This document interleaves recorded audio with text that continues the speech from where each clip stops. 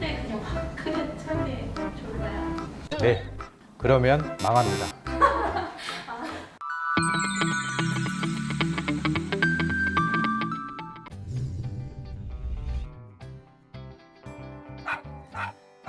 안녕하세요. 성형외과 전문의 김진성입니다. 오늘 그 개그우먼 이세훈 씨가 눈성형으로 굉장히 많은 화제가 됐거든요. 네. 보셨어요?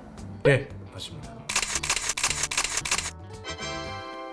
많이 예뻐졌던가요? 조금 부드러워진 인상과 사진 느낌을 받았습니다. 그 이세훈 씨 말로는 그 눈에 할 수 있는 건 다 있다고. 실제로 그 눈 사방을 다 틀 수가 있나요? 네, 눈에서는 4가지 방향으로 트임이 가능합니다. 앞트임과 뒤트임, 밑트임이 있고요. 윗트임은 내측으로 틀 공간이 없을 때 내측으로는 적게 트고 위쪽으로만 트는 것을 윗트임이라고 합니다.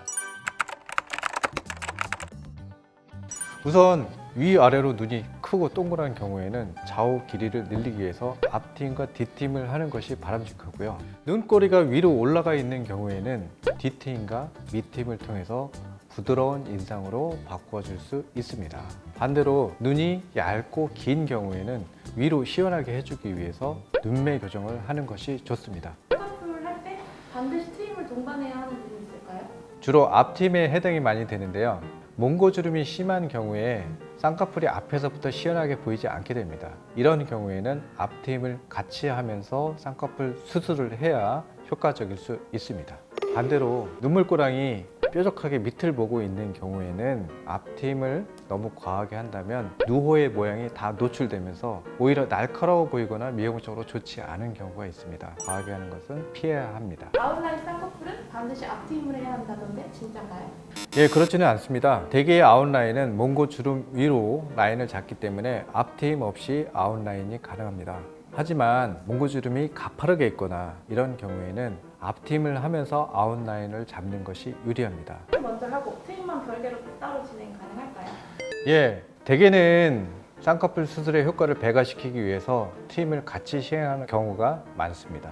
트임을 먼저 하고 쌍꺼풀 수술을 할 수도 있고 쌍꺼풀 수술 후에 트임을 할 수도 있는데 저희가 빠르면 2주 후에도 가능합니다. 하지만 쌍꺼풀이 어느 정도 자리 잡고 난 후에 하시는 게 좋고요. 3개월에서 6개월 정도 지난 다음에 하시는 것이 바람직합니다. 붓는다는 소문이 있던데요. 다시 붓는 부작용도 문제하고 큰 효과를 보기 위해서는 그냥 확 크게 트는 게 좋을까요? 네, 그러면 망합니다.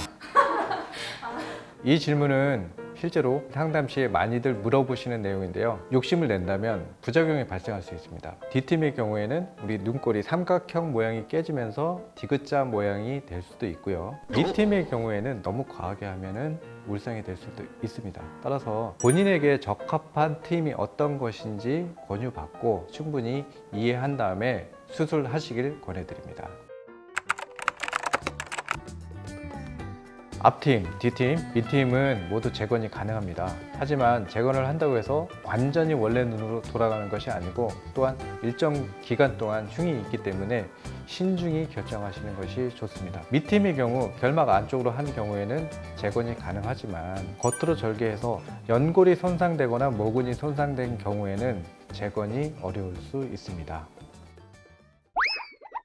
트임 수술은 실제로 환자의 조건에 따라서 변화가 큰 분도 있고 작은 분도 있습니다. 수술 전에 본인에게 어떠한 트임이 적합한지 충분히 상담 받으신 후에 수술 받으시길 권해드립니다. 과욕은 금물입니다.